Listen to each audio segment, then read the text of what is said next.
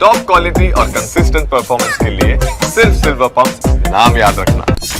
तारीख 17 मार्च 2025, जगह महाल।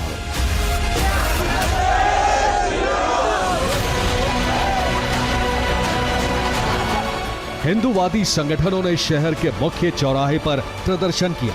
छत्रपति संभाजी नगर के खुलदाबाद में बनी मुगल बादशाह औरंगजेब की कब्र तोड़ने की मांग रखी और औरंगजेब का पुतला जलाया। दिन ढला, माहौल बिगड़ने लगा। महाल को हिंसा ने जद में ले लिया और केंद्र में रहा नागपुर से करीब 500 किलोमीटर दूर छोटा सा शहर खुलदाबाद, जहां मौजूद है औरंगजेब की वही कब्र जिसे हटाने की मांग हो रही है। मैं तो ये कहूँगा कि सन 90 से जब से वो शुरू हुआ धर्म की राजनीति, तब से एक बंटवारा जो समाज में पहले से था, लेकिन वो कभी कभी उजागर होता था जब कोई दंगे छोटे मोटे हो जाते थे, वरना वो दबा छुपा रहता था, वो पूरी तरह से सरफेस पे आ गया था और वो आज भी सरफेस पे है। संभाजी नगर में मौजूद कब्र का जिक्र औरंगजेब ने अपनी वसीयत में भी किया। करीब 28 साल मराठा योद्धाओं से लड़ते लड़ते मुगल बादशाह औरंगजेब की सेना पस्त पड़ चुकी थी। खुद औरंगजेब अपने कैंप में लाचार पड़ा था, बूढ़ा, बीमार और बेबस। उसने कलम उठाई और अपने बेटों शाह आजम और काम बख्श के नाम खत लिखा।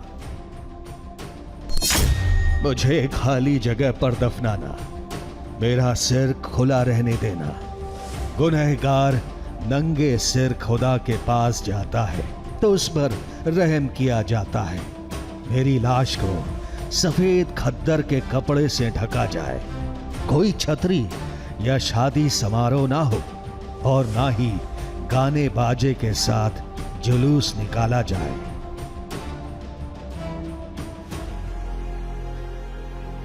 औरंगजेब अपने गुनाह गिनते गिनते मरा। भिंगार से करीब 130 किलोमीटर दूर औरंगाबाद यानी आज के संभाजी नगर जिले के खुलदाबाद में उसे दफन कर दिया गया, ठीक वैसे ही जैसे औरंगजेब चाहता था।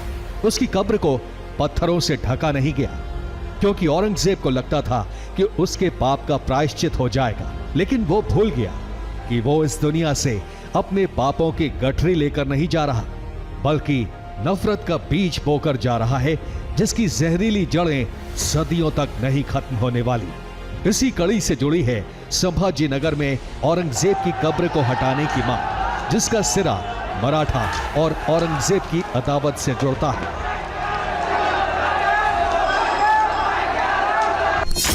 12 मई 1766, आगरा। मुगलों के साथ वो युद्ध नहीं चाहते थे और इसीलिए औरंगजेब के बुलावे पर वो आगरा आए। छत्रपति शिवाजी सिर्फ मराठा राज की स्वायत्ता और सम्मान चाहते थे, लेकिन औरंगजेब को इतना भी मंजूर नहीं था।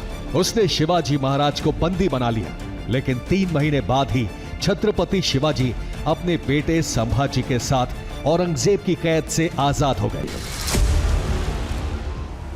इसके बाद मराठाओं और मुगलों में दुश्मनी का जो दौर शुरू हुआ, वो औरंगजेब के लिए पूरी जिंदगी का सबसे बड़ा घाव बन गया।